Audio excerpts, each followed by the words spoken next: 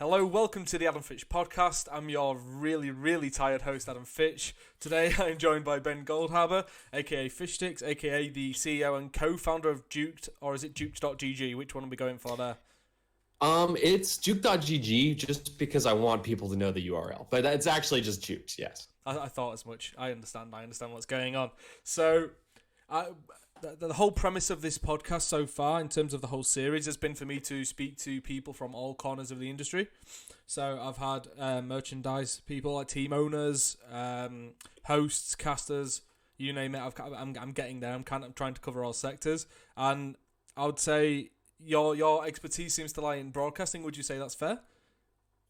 Relatively. I've been working in esports, for about 10 years, but it's a lifelong passion, and something that I think, just like almost every single person that you're probably talking to on these podcasts, it was something that started as a passion, started as a player, did commentary, did shoutcasting, did tournament organizing, did a little bit of everything. But I would say probably the last 10 years has been marked most notably by working in and around streaming. So in that sense, yes, you're correct. Okay, so I'm gonna misspeak here, I'm sure of it, but are you classed as one of the founding members of Twitch? That's actually correct. Yeah, okay. I was there at Justin TV in 2011 when Emmett Shear and Kevin Lin were like, we want to do gaming, I think. And then I was there for a couple of months before the launch of Twitch, and there through the launch of Twitch. So founding member, yes. You got it. What was your kind of responsibility? What were you overlooking at that point in time when they were just making the switch into Twitch? That rhymed that. Well, I was a total newbie at the time, just getting my feet wet in esports over the last year or two from a professional standpoint. So the one thing that I did have that was valuable to the Justin TV team at the time was connections to people who were creating specifically esports streams. So I was basically hired because of this. I had built a small project website called gamescast.tv with a couple of friends, and the whole point of Gamescast.tv was to aggregate esports streams from the various different platforms. And in doing this, I had a bunch of different connections with those people. So I think the Justin TV team was like, okay, he already knows everyone producing esports content at this time. We want to get into esports. So it was a really natural fit. And my first role was really getting people to switch from Ustream, Livestream, Own3D. Those were the major three platforms that we just poached everyone from. Okay, and we all know the story of Twitch from there as to how the position it is in now, both in, I guess, gaming and esports. So at what point did you decide to leave Twitch, and what was the reasoning behind that? So I ended up leaving Twitch after over 7 years with the company in 2018, I guess. Oh my gosh. Yeah, it's been a long time now. In June. I think I was part of a very old guard at Twitch who was part of the massive growth and played a lot of different integral roles throughout the years. But I think it's kind of natural for companies as they go from like tiny little startups to huge corporations to change a lot. Their DNA changes a lot, their culture changes a lot, and your relative value to the company changes a lot. I think I was still doing very important things, but I was really stagnant in terms of career at Twitch for a long time. Wasn't able to hire people for my team despite trying over and over again. Wasn't able to get internal resources to build the things that I wanted to build, including an esports portal. So I just mentioned Gamescast TV, which was 10 years ago, which was an esports aggregator. I was at Twitch for a long time and wanted to build an esports aggregator, was never able to get those resources. And that's part of the reason why I eventually just bounced out of there. It was lack of career progression, lack of really feeling like I was valued by the company, and I've just had this strong passion to go do this thing that I've been wanting to do for 10 years. So you go from one of the biggest companies in gaming and esports, like as you say, a huge corporation, to founding a startup. That's quite the change, you know. So what's really the inspiration behind Dukes.gg, we'll call it, so we can keep getting the plugs in. Yeah. Because I will be completely honest, and I'm speaking probably from a place of ignorance, but like I'm not sure I I fully see the purpose yet beyond aggregating a bunch of streams from different games, right? And I guess all the different tournaments going on within one game. So say CS:GO, for example, that can have very busy weekends, and someone might want a place to go to watch them all, even though you've only got one set of eyes and can't watch 2 streams at once. So this is where my problem comes in, trying to understand exactly as to what the vision is behind the company and the platform. I noticed you've also got an esports calendar, which is obviously useful, but then that's available in other places as well, maybe not as in-depth as yours in terms of the links and such, but I mean, they certainly exist elsewhere. So I'm just kind of wanting to know where you think it exactly fits in and what gap it's filling in the market, because I'm, as I say, speaking from a place of probably ignorance and not fully understanding the vision just yet. I'm not too sure, so I would love to hear it from yourself. Yeah, no problem. Full transparency, we're still trying to figure it out. So we launched juke.gg in November, so we're only about 2.5 months into even having a product out into the public. I think some of the things that you touched on are extremely valid. If you're someone like Adam Fitch and you follow esports as your day job, you probably know how to get to the content that you want. You probably generally know what esports events are happening on the weekends, and you know maybe you don't know what channel they're on or exactly when they're starting, but you can go out and dig for that information and find it. Of course. To be honest, like when we first set out to build Juked, it was for people like me and you, and because I felt this frustration as an esports fan that you never know consistently what's happening every weekend. You never know exactly when it starts. You always forget what channel it's on. Finding the VODs is a pain in the ass. And then if you want to find the brackets or the standings, you have to go to Liquipedia or HLTV or one of these other sites. So there's a lot of layers of friction when it comes to simply staying on top of the esports that you follow. Even if you follow them closely, there's a lot of layers of friction. And that was kind of the initial impetus for building Juked, was people like us who follow multiple different esports. I don't know why my camera unfocused, but and just have a lot of trouble doing it because it's a pain in the ass. Now, just to be super transparent with you, since we've launched, I think we've found that exactly like I said, like we're solving some annoyances, but you still probably do have ways of finding this content if you really, really want to. So I think what we've found so far since we launched just a couple of months ago is that Juked is actually, it's a nice to have tool for hardcore esports fans, but for actually the lower, like if hardcore is like the center ring, like the ring outside of that, of like people who like esports, who have watched tournaments in the past, who maybe want to watch more but don't know how to, that's who we're finding really, really need Juked, because they don't know how to find this content otherwise. So I think just to come back to your general question, what hole are we trying to fill in the industry? I think we're trying to make it easier to become a fan of esports. We're trying to make it easier to watch more content than you would have been able to otherwise and enjoy that content. That's really what we set out to do in the first place. Okay, so easier in the sense of being able to find what suits you, right? Because I've actually got a question. I don't know if you've looked into this. I assume you have. If not, then you're welcome. Do you find with the users that are on your website, do you find that they tend to bounce around different games? So would you see that they go and view CS:GO, and then you can see that the same user has actually gone to the League of Legends page, or has gone to check out what's going on in TFT, blah blah blah, PUBG, whatever it may be. I don't think you've got PUBG on the site yet, actually, but you know what I'm saying. Do you see the user journey like going through different games, or is it they tend to kind of stick to one game or one genre and just mingle within there?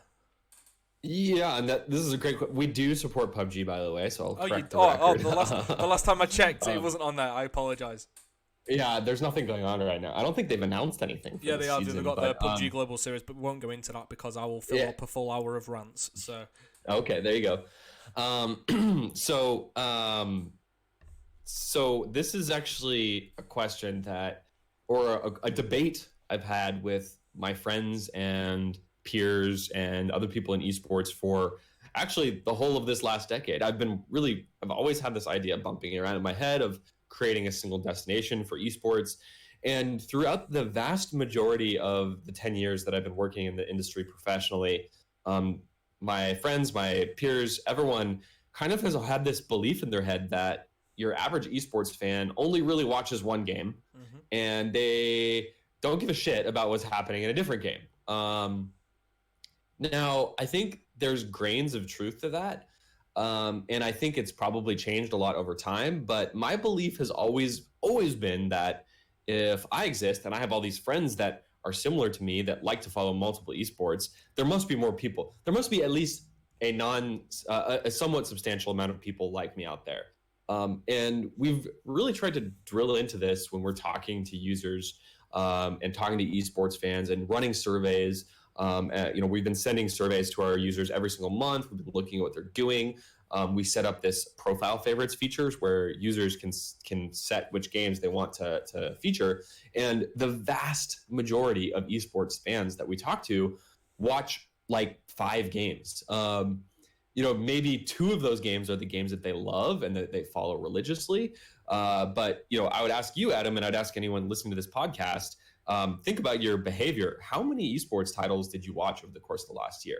I mean, the story that I hear from almost everyone that I talk to is like, oh yeah, I really follow CSGO and League of Legends like religiously. But I like how consistent the League format is for Overwatch League, and I watch a lot of that. And I saw Rocket League highlights on YouTube, and I tuned into Evo, and I tuned into the International when that was happening. Or I saw some of the Rainbow Six major. Like, this is the average person I'm talking to has this kind of behavior.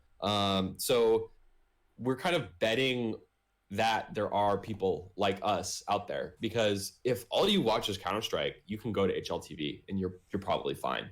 I think we do some things better than HLTV, but then HLTV does some things better than us. What do you do better than HLTV? I want to know. Focusing on the watching experience. HLTV, 5 clicks in, you can get to the stream, but we're presenting you all of the streams and all of the VODs in, I think, a really user-friendly way. We're making it so we have a filter system on the calendar, so you can filter by just CSGO, and you can filter by featured events versus like everything. So I think we have the best editorialized calendar. You can open up Juked and instantly see all of the streams on one page. We have a VOD system that allows you to search by your favorite teams and find those VODs within seconds. I don't think HLTV has those things to the same level. Okay. But yeah, I think really the differentiating factor in our focus with the product, if you go to Juked, you'll see it instantly, is watching the streams. HLTV has data that we don't, although we do want to strive to get towards getting more data for individual games. But when you come to Juked, it's all about, I'm home from work, I'm on my lunch break, it's a Saturday, I just want to watch some esports. If you come to Juked, you're going to be able to do that. Okay, so what would you say you add to the viewing experience that I wouldn't get if I just went to the Twitch page or Mixer? Well, I'm never going to go to Mixer. If I go to the Twitch page and try to watch it live there, what am I going to get that's different, that makes the viewing experience more pleasurable for me, really? Yeah, a couple things. If you open up a stream on Juked, if you scroll down below the video player, you'll see I just clicked on it's a little bit quiet right now, but I just clicked on the Hainan Masters Invitational. It's a Dota 2 tournament, right? I click on this, and then I scroll below the video player, and I see it's OG Seed, which is OG's up-and-coming team. Feeding team, yeah. Yeah, Academy team. And then versus a team called Viking. Okay, I chose a bad example because I don't know either of these teams well, but you can see the rosters on this page. You can see that it's a losers bracket semifinal match. Okay. It's a best of 3. It's currently 0-0. You can click and open the brackets and see all of that. That's all on the same page as the broadcast. You don't have to go anywhere else. If you continue to scroll down, you see the schedule. So you can set reminders for the matches happening in the future. And, I'll just scroll all the way down to the bottom and see that the grand finals are happening February 1st. So I'll just go ahead and set a reminder right now for that. So I'll get an email and push notification when that happens. So those are kind of the advantages that we have today. I mean, number one is just making it easy to find the stream and know when it's happening. But number two is giving you player rosters, context. It's a loser bracket semifinal match. It's a best of 3. Here are the brackets all in one place. Of course, you could go to Liquipedia for that. or Gosu Gamers or whatever, but we're kind of consolidating all of that within the viewing experience. That makes sense. So how sustainable is it for your team to be occupying all of that information for every single event, for every single match? Like I know you say you're hoping to get data across, so there are data solutions, agencies and firms and such out there which you could potentially partner with, but at the moment I'm assuming that's a lot of like manual work. How sustainable and how possible is it for you to be occupying those and getting them accurate and correct for every single game and everything that falls within those games, you know? It's 50% manual, 50% working with a provider. So we're working with a provider called Abios to support. I was going to suggest those to you actually, so there we go. I actually had an email exchange with the Abios guys while I was at Twitch maybe 6 years ago when they're we want to be the calendar for esports. You should work with us. So I've known those guys for a super long time. Yeah. And they support the top 10 or 12 esports titles very, very well. They don't support fighting games. They don't support FIFA. They don't support the long tail of esports.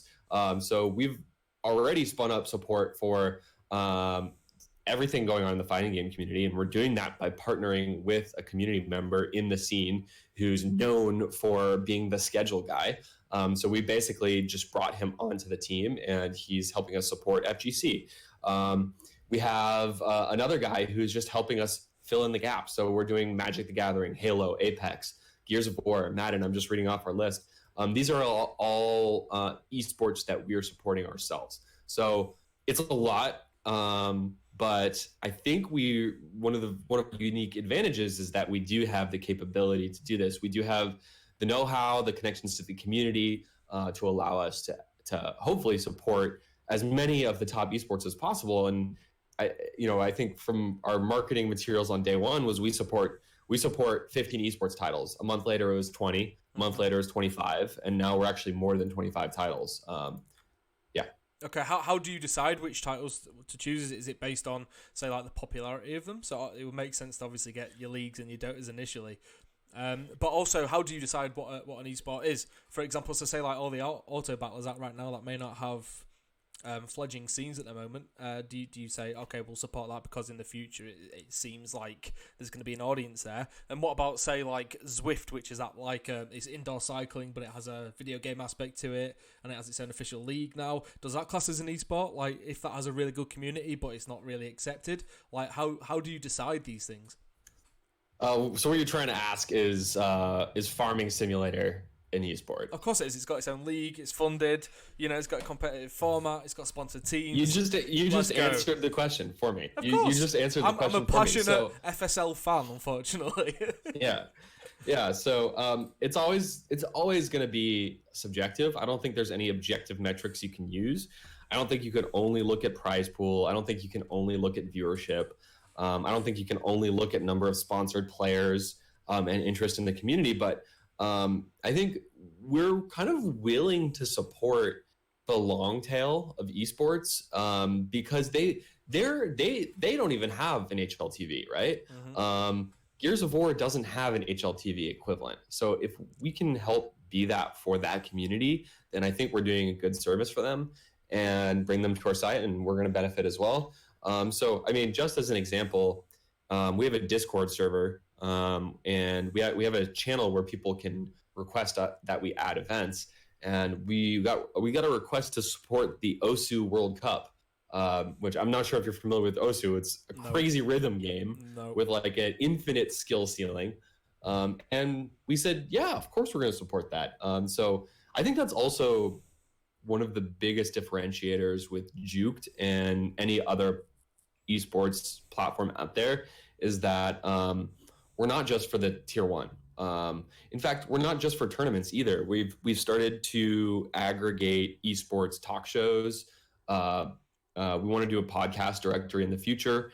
And we've started to do shows outside of just the tournaments as well. So I think like the vision is that no matter what time of day it is, no matter what day of the week it is, what time of the year it is, you can open Juked and you'll instantly find everything that's happening across the industry. And then if you want to drill down into any one game, you'll be able to do that too. So that's what we're still driving towards, that vision. Okay. Okay, got some work to do. I've got a question you probably don't want to answer. So when I speak to people who are behind startups, which is quite often in esports at this point now, when I ask them about monetization, they always say, right, well, we're trying to nail down the exact premise of what we're doing and the angle and what we're doing, and then we'll think about the money afterwards.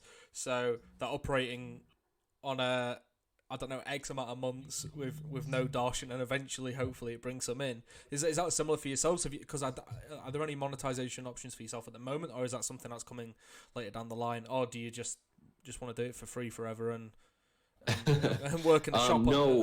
in the meantime? Well, I mean, that is the Silicon Valley way of doing things. Is just grow at all costs, and then someone will acquire you in 5 years, even if you're losing billions of dollars.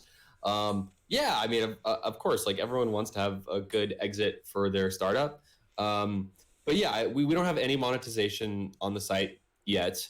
In terms of how we plan to monetize, we do want to create a premium subscription model where users will be able to pay some small monthly fee to get extra features on the site, potentially extra content. We're not really sure yet.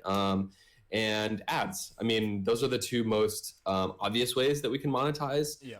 We're kind of tiptoeing around fantasy esports as a potential route for us in the future. There's a lot of obvious legal challenges with that.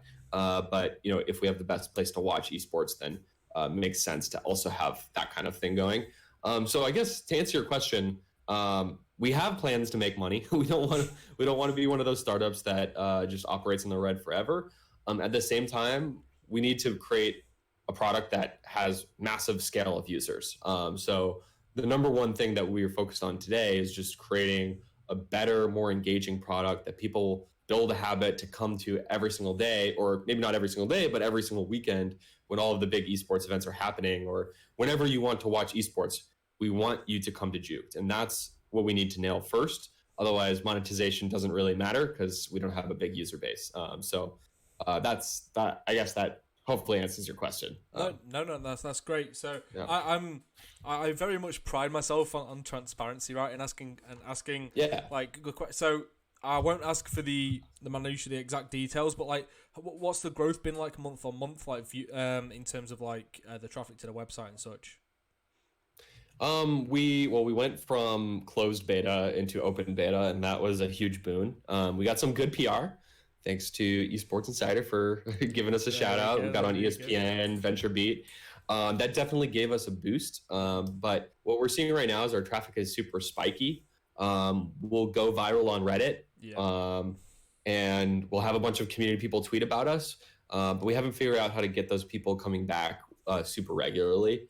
So that's what we need to fix to really grow, because I know how to do community marketing. My co-founder, we both have a lot of experience in content and original content marketing, viral marketing, social media. But we need to have sustainable growth that is not just spiky. So that's really our big challenge. I will say next weekend is, well, I guess the show is coming out on Tuesday. So this weekend is like insane, right? You've got LCS launching, LEC launching. It's the inaugural weekend for Call of Duty League. You've got EVO Japan. You've got Genesis, the biggest Smash Brothers tournament of the year.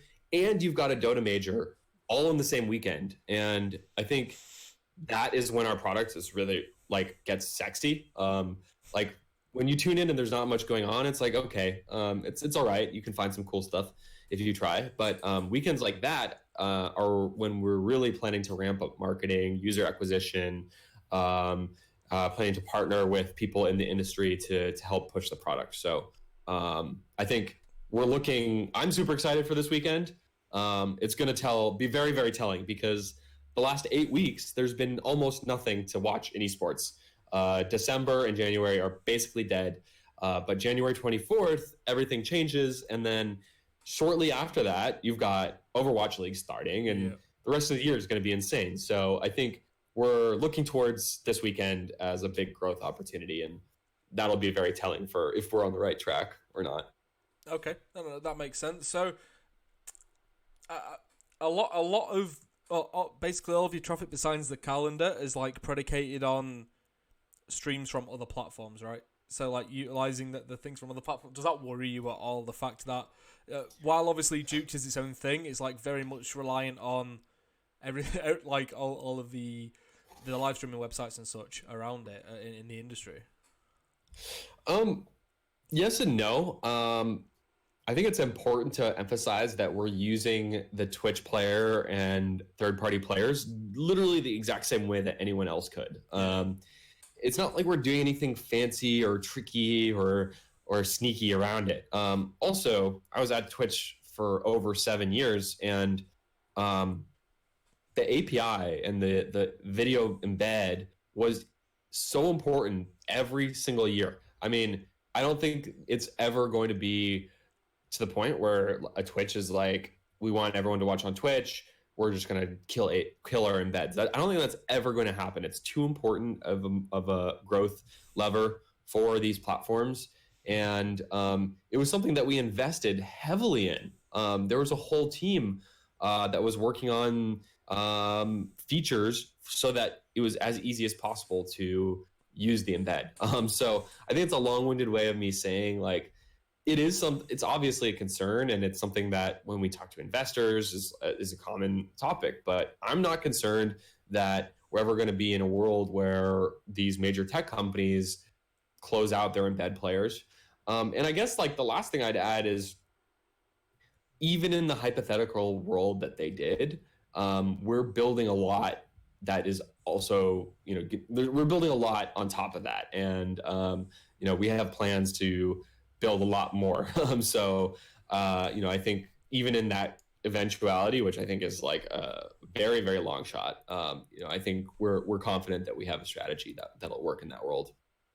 Okay, Ben, right. Very important question for you. Well, let me preface it by saying I've gone on record to say that esports fans are incredibly spoiled. Like, incredibly spoiled. Like, if they want to, they can get absolutely everything for free. Right? Yep. And while we could go on about every aspect of that, like, the most relevant one, obviously, is being able to watch full HD, amazing content surrounding events. Like, you know what I mean? Like, I can watch ESL 1 Cologne for absolute free. Like, watch all the expert analysis around it, everything on one stream, not move a muscle, not pay a thing. Like, I think that will change in the future because monetization needs to happen, because this industry can't stay afloat on $0 or $5 per the average fan, or whatever the metric is that's thrown about at the moment. Do you think that's needed? Do you think that would make things complicated for Duked? Do you share my sentiment that fans are spoiled in this way? What do you think about the whole thing of, like, the pay-per-view should be a thing where you get added benefits? You should be able to watch for free, but like, you should also be able to pay to get added benefits to watching. What do you think on that? Oh, I'm glad you brought this up, because I think I love talking about this. I think I've had 100 conversations about this exact topic, and I think it's one of the most important things in the 2020s over this next decade that we're going to have to see ultimately, because esports fans are incredibly spoiled. They are getting everything for free, and there's no sign of that changing. It's funny, Adam, because in 2010, when esports was booming, when it was growing for the first time, like since it died basically in 2008, it was having this revitalization. It was like a phoenix moment. Esports was primarily a marketing tool, right, for publishers and developers. Yeah. Over the course of the next 5 years, I would argue, there was not a single publisher or developer which actually even had the ambition to make esports its own standalone business that was sustainable on its own. It was a marketing expense. Of course. And I think that was fine. Since 2015, I think over the last 5 years, we've seen that substantially change. Obviously, Riot and League of Legends is probably way ahead of the pack on this. They have talked publicly about how they want all of their leagues to be sustainable, revenue generating parts of their business. Overwatch League, CDL, franchising in general is a huge step in this direction. They want to make standalone businesses out of their esports. That said, you will never be able to convince me that esports isn't still a form of marketing for those games. Oh, 100%. So 100%. I think this is the primary reason why esports monetization is lacking, is because it's heavily subsidized to this day by the publishers and developers, and it hasn't really needed to grow to that level. Now, is that a way that this industry can grow long term? I think it'll continue to grow, but for esports to truly mature, we do have to start generating way more revenue from individual users. So there are a lot of ways that can happen. Pay-per-view is one. I much prefer the Valve method of super fans can pay for additional items, additional content, skins, whatever, the compendium model. I'm blown away every single year that more esports leagues don't just either copy the compendium model outright or do something very similar, because it makes a ton of money for Valve. Valve actually, I don't know the full metrics, but I wouldn't be surprised if they actually make money on TI, even though they're renting out a gigantic stadium for 10 days. They make $80 million on the compendium, and that money flows to the teams. So I think that there are ways of closing this revenue gap, specifically when it comes to selling in-game items, in-game merchandise, maybe out-of-game merchandise too, as a means of allowing viewers to spend money to get content, without doing straight up pay-per-view where you can't watch without paying. So I just talked for 5 minutes, so no, that's good. That's the point of a podcast, mate. So the entire point of it is to speak, you know. And I don't even like the sound of my own voice, though. No one else really cares about what I have to say too much. It's all the guests, you know. Yeah. I appreciate the opportunity to rant, because I'll do it anytime. Anytime. Yeah. I mean, I can rant on my own videos, you know. So this is where I sit down, shut up, and learn something, you know. So with that in mind, we will both agree that there should be like a basic stream at least, or like still a good stream that's for free, but with additional benefits if you want to pay. So therefore, if that model was to be undertaken going forward, then it wouldn't affect Duke at all anyway. Surely, so you should be fine on that front. I mean, hopefully we can help be that catalyst to help make that happen. I think that's one of my secret. It's not secret anymore. Shit. That's one thing I'd love to. I mean, like, I'd love nothing more than for Juke to help close this gap, be part of closing that gap, and drive more revenue from users and viewers. Yeah. Okay. I know this is irrelevant to the chat we've had mostly, but you brought up franchise leagues, and we're on about not making money and stuff, right? And one of the topics is rather fucking boring at this point, but still, it's worth getting your insight on the whole. Are we in a bubble? Like, is esports going to crash entirely? Is it going to have another death? What's your take on that? I don't think so. I think there's probably a course correction coming. Like, if the Overwatch League dies, for example, gets cancelled, I don't think the industry is fucked. I just don't. I think it just sends a signal out to potential investors in the future that esports is not a good investment. I don't think that we're in such a dire spot where if one thing goes, then the bubble pops, you know, and there's nothing left. What do you think on that? I completely agree, and I could be wrong, but I don't think even the sky is falling doom and gloom people out there who think Overwatch League is the worst thing to happen in esports history and CDL is going to be even worse. Even those people, I don't think that they actually believe that this is going to kill esports or like have such a big bubble pop that it would like really substantially damage the industry for decades to come. No, I don't actually think anyone believes that. Now, I'm concerned about Overwatch League with declining viewership in season 2. We don't even know where it's going to be streamed yet. Is Twitch going to pay the license fee? Overwatch itself is not doing well. I'm concerned about CDL. I mean, Call of Duty has never actually had consistent esports viewership ever. I mean, they've peaked at over 100K viewers for tournaments before, or maybe even 200K, but like that's not a lot. That's okay. So I'm concerned, but I feel the same as you, that I think even the worst possible case scenario, that in 2 years Activision Blizzard just stops doing esports and like this entire part of the ecosystem dies and goes away, and all these investors feel burnt and they never come back. Even in that case, esports it's only going to be a temporary dip, and I think it'll come right back. I mean, it's I don't know, all the generic shit that that you hear from analysts and hear on panels, but like, the global population is getting more internet connected. The gaming is growing, like esports and gaming are growing at the same time. Esports has been growing exponentially, and I expect it to continue to. And I think one thing that I love thinking about is like, I have a bunch of friends in the industry who are having children now. They're getting pregnant.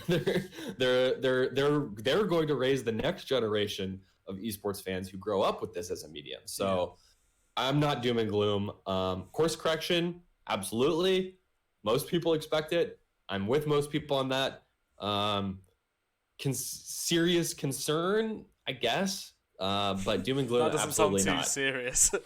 No, I'm not. I'm personally not super concerned. Like I'm a little worried about Call of Duty League, but I will say, as a Call of Duty guy, like I basically found esports through Call of Duty. I fully say, if it wasn't for Call of Duty, I don't know if I'd have been interested in esports. I would have discovered it eventually, of course, but like, I don't know if I'd be interested in it in the level that I became.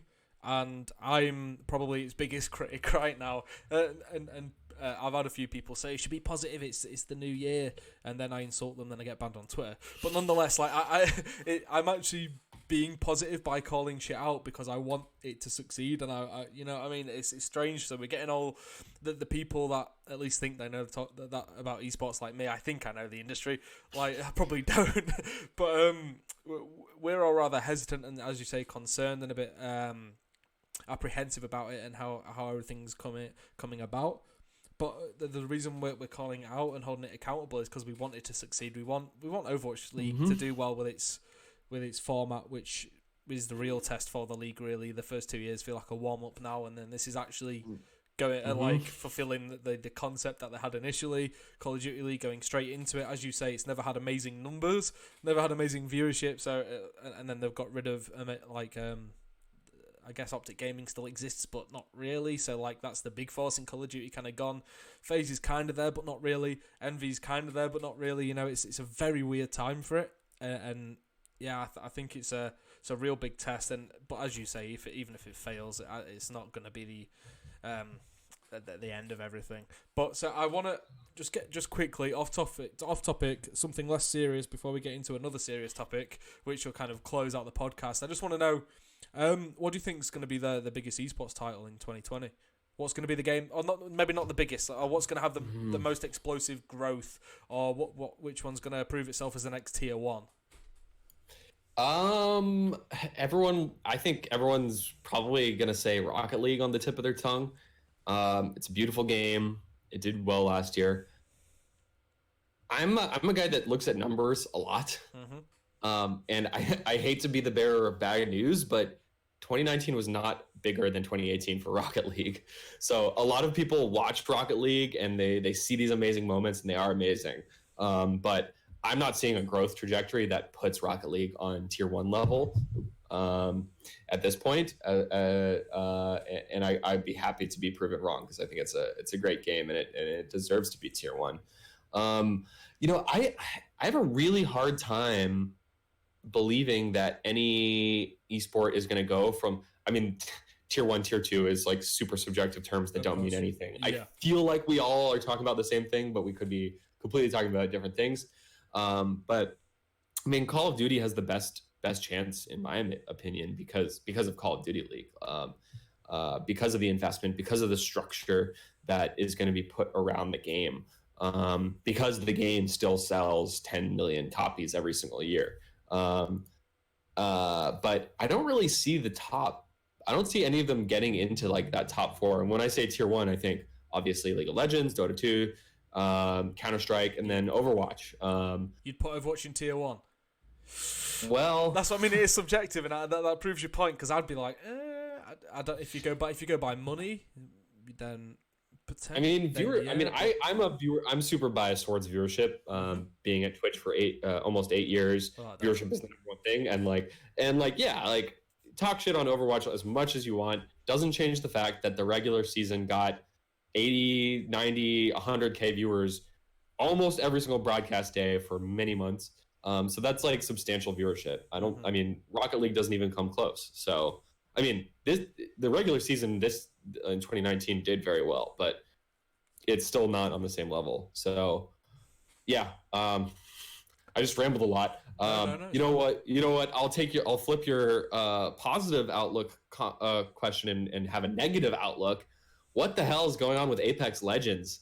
No one seems to care about that game anymore. No, well, obviously, if you asked me 6 months ago, I would say Apex, but yeah. Well, they've announced the global series now, right? Yeah, and I think that's getting underway soon. I think they've actually pushed back some of the qualifiers. I don't really pay too much attention on that, but I mean, they brought in Lenovo Legion as a sponsor. I assume there's more on the way, so companies still believe in it at least at the moment. Whether it's long term or short term, nobody knows because they never release these fucking details. Yeah, it's a strange one. I don't know if it was ever built for esports. Realistically, I know even though a game can be competitive, and which it is, like obviously you want to be the last team standing in that, right? You and your two teammates want to be the ones winning, of course, or else you wouldn't be playing. But I don't know if that inherently means it needs to be an esport. That needs to be watched in a stadium and online on Twitch, like with hundreds of thousands of people watching. I don't know. The growth was it went from 0 to like being the biggest game in the world, overtaking Fortnite and all the hype that went there. But then I think Fortnite's kind of created an environment where games need to update themselves every week, exactly, every couple of weeks, or else fans are going to get bored now. Like the attention span's actually gotten worse with games, like in a post Fortnite environment, really. So I think it suffered from that. Just like fans got bored because you can only play one map and the map hadn't changed in like months. But they've introduced a new map, right? They've got new legends coming in. They've got this global series. So I don't know. I see this. I don't know if it's going to work. Then we'll find out in the next few months, I guess. If nobody cares about the first big major that they have, which I think is at the eSports Stadium Arlington. If nobody cares about that, then they'll probably change course a bit to reduce the amount of cost that they're going to accrue from everything, and they'll just settle for the fact that it's not going to work, but we'll play out the first season and then we'll look towards the next title. I would assume that's my take on it. But it's been very interesting to watch because everyone dubbed it like the Fortnite killer at the beginning, right? Yeah. Well, do they still have that character with the electric fences? Because I believe so. I did try to tune in to a couple of esports events for Apex, and every single game ended with people just camping in tunnels with electric fences on every side, and I'm like, okay, that character needs to be deleted. Almost, it's like a Arisa level bad for the gameplay. Like, yeah, it's not good. No, it's not good. So we'll have to keep an eye on that. I don't know. I think that's probably. I'll never watch it, but I'll watch from afar like I do with most games and see what's going on there and see how that goes. But I guess that's somewhat part of the job. So I've got one more topic that I would love your take on. And sure. It all starts with a little agency that basically started the streaming wars, orchestrated it all from behind the scenes by itself, and has kind of caused something like incredible to happen by putting monetary values on streamers, and that's Loaded. Obviously representing a lot of the biggest personalities and influencers and gamers in the industry today. So with Ninja moving to Mixer and then Shroud going Mixer, and then we've got Courage at YouTube. We've got Valkyrie just gone to YouTube as well. Blah, blah, blah, blah, blah. Everyone's moving. Everyone's shifting. Streaming platforms are coming in, trying $1 million deals and plus to try and get these streamers in for 2-3 years. And Loaded's behind it seemingly, has orchestrated this whole thing just to get itself more money because of the money it gets from these deals being signed. It's very clever, but what it started, I feel like, will kind of reverberate into esports, and then events will also get involved in such streaming wars, right? You've got to imagine YouTuber or Mixer or Caffeine or whoever, Facebook, are looking at the LEC, which is undergoing amazing growth. Like every move it's made has been amazing so far. Perhaps if you ignore the Oh yeah. Putting the casters as freelancers now, that's not ideal really. But I mean, besides that, everything they've done since rebranding from EULCS to LEC is amazing. So I can imagine them being snapped up if possible. But maybe that's a big deal where they want the LCS to be part of a package deal there with Riot Games trying to get money. Like the whole landscape could shift. All because of Loaded orchestrating this thing. I want to get your take on it all, obviously, with your experience at Twitch, and things will have changed since then. But I imagine these kind of deals are going on behind the scenes, just not publicly beforehand, where they were locking in some creators. What's your take on the whole streaming wars thing? It's certainly ramped up, but it's nothing new. I mean, people kind of talk about this as if it's like some revolutionary new idea that Pop Dog and Loaded came up with. I mean, Twitch streamers were getting poached as long as Twitch was a thing. It was Own3D, and it was YouTube with YouTube Gaming, and it was MLG.TV, if anyone remembers that. Oh, unfortunately, I remember that. Yeah, and now I think it's a little different because back then, everyone came back. Everyone. You went to Own3D and you lost 70-80% of your viewership, and then you came back 2 years later. That's That's what happened every single time. Mm-hmm. I remember when Nadeshot came back from MLG.TV to Twitch for the first time. He had like 120K viewers. It was like insane. Yeah.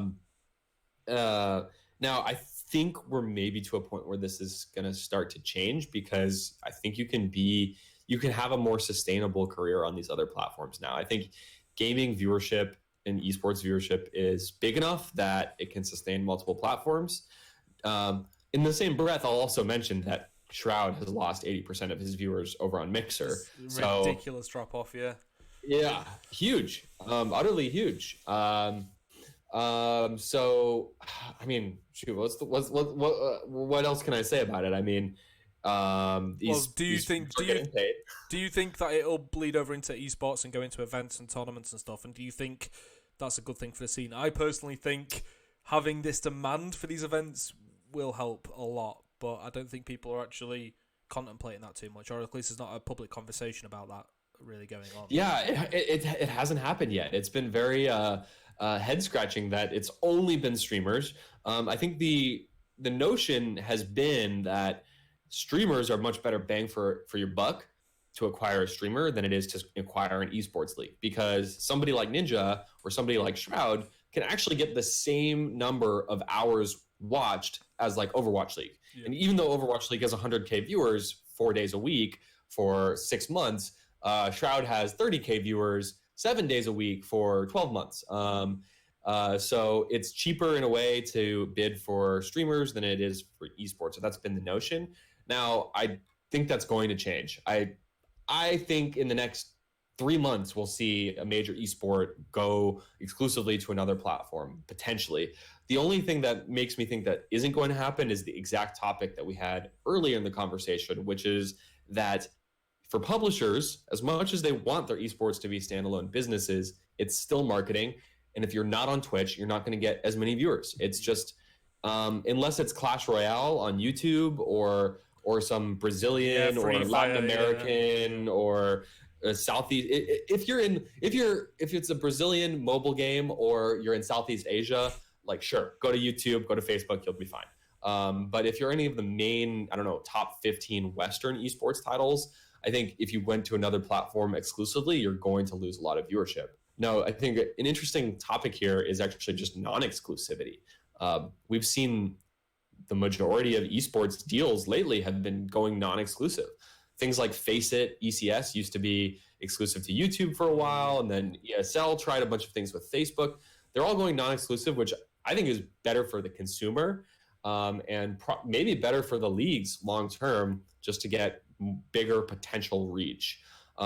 Now, selfishly, I'm okay with leagues going to Mixer because that helps Juked, honestly, if the leagues go exclusively to one platform or the other, because we can aggregate all of those.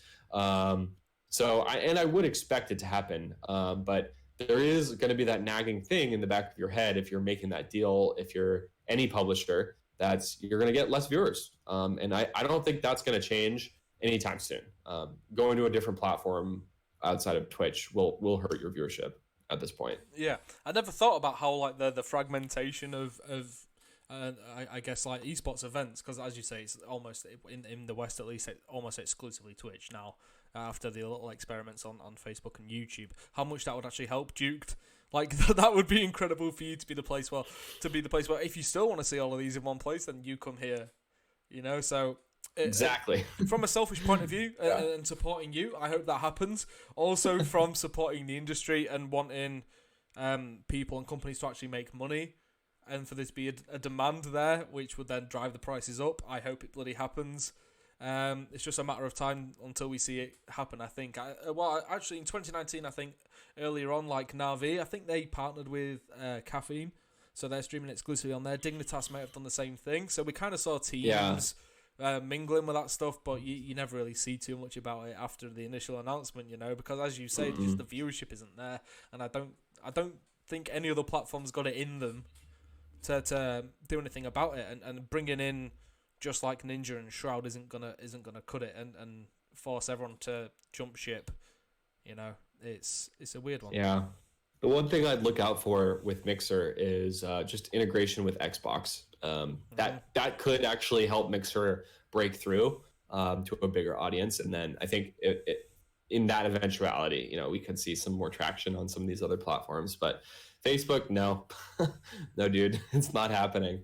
That experience is so horrible to watch on Facebook. I never would go to watch Facebook to watch a stream. So I'll tell you what, when the H1Z1 Pro League was about, that was on Facebook, right? And I was obviously never going to watch it live, but I went to actually just go check out the page and see how everything was, because like VODs on YouTube are fine, VODs on Twitch are okay, in my opinion. They're okay. They're okay. That's all I can say. Yeah. But so I wanted to see how it was on Facebook, and I don't know if this was an H1Z1 Pro League problem. It probably was, to be honest. Let's be real. But it was just so inconsistent. So you'd find like day 1, week 1, and you'd be able to watch all of that, and then it'd be like day 2 of week 1, but it'll be split into different games, and it'd be like entirely inconsistent all over the shop. And it's like, well, your league's already hard enough to watch. Like, if I can't go back and actually watch it and know what the fuck I'm doing, then there's no hope at all. And I don't think Facebook really helps with that. They haven't got kind of the infrastructure there, or like the setup to actually accommodate these things, as well as the dedicated platforms which solely deal in streaming. Yep. So yeah, as you say, Facebook, I don't hold much stock in that. I think Tempo Storm Zero went over there, but and Disguised Toast. Yeah, I'm not going to say it's just for the money, but I mean, there we go. It's not because they can go, yes, Facebook, it's such a lucrative deal outside of this. Like, all the viewers I'm going to get is going to be amazing, you know what it is. What if Mark Zuckerberg promised Disguised Toast like a notification in like everyone's feed? Suddenly 2.2 billion people see a notification for Zero. Maybe that's what they negotiate. They click it to see what he's playing, and then all of the people who think watching video games is for weird nerds but watch sports. Oh yeah. Funnily, hilariously, they will click off straight away. And then they're gonna talk. They're gonna talk crap in the chat. It's gonna be horrible. I love when like Overwatch League was on ESPN or ABC, and you just see all the complete boomers just going absolutely mental at it, but then they're like, I want to watch something real. I'm gonna watch wrestling, and it's just like, come on, mate, do you realize how ridiculous this is? I see that you're a connoisseur of Slasher's tweets as well. Me? During those times. Yeah. No. Yeah, of course. Yeah, I thought you meant no. I was like, nah, you haven't really got much for me. Decent enough bloke, but nah. But yeah, from back then, just seeing the old angry people going off is amazing, and it's almost sad to know that I'm turning into one of those as well. I'm turning into one of the old angry people. Oh mate, you'll be surprised.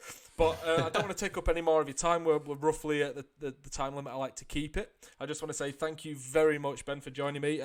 This is your time to plug yourself. You do you. Advertise yourself, advertise your platform, do whatever you wish. Call someone out. I don't know, confess your love for somebody. You do you. It's your stage now. Oh man, I actually really appreciate coming on the show. I will rant about esports at any time. All I need is the slightest mention of an opportunity, and I'll be there. But it's also great timing for Juked as well, because this weekend is the true start of the esports on season. We've been 2 full months with like basically nothing to watch, and that all changes this weekend. So all I ask is that if you're listening to this and Jukes sound interesting to you, this weekend when you do look to tune in to see what's happening in LEC, LCS, CDL, Dream League, Genesis, whatever, come to Juked and check out and see if you like watching there. We have a newsletter which we send every Thursday, which breaks down the top 5-ish events to watch every weekend. And if you register on the site, you'll get that too. And that's all I could ask. Check out Juked. We'd love for you to get your feedback. We'd love to hear your thoughts, and hopefully we're solving needs for esports fans at all levels of the spectrum, whether you're kind of hardcore or you're a newcomer. If you're listening to this, you're probably pretty hardcore, but give it a look, and looking forward to hearing from you. I'm FishStix on Twitter. Hit me up anytime. There we go. So thank you again, Ben. I appreciate it. To everybody who's watched or listened, you know what to do. Give it a like if you want. I don't really care too much about that. Feel free to subscribe if you want. I also don't care too much about that. What I do care about is follow me on Twitter and encourage me not to get banned by arguing with plebs, please. So if you ever see me about to engage with somebody who's chatting utter shit, then just tweet me or DM me just saying stop. Please just encourage me to do that. That's all I care about anymore, because I went a week without Twitter and I can't live. You actually got banned? I got banned, yes. I will tell you why after the podcast. Yeah, when we're not recording, okay. I will tell you. But yeah, please follow me on Twitter, by Adam Fitch. I'm everywhere by Adam Fitch. Thank you again, and I'll see you in a week's time for the next episode. Cheers.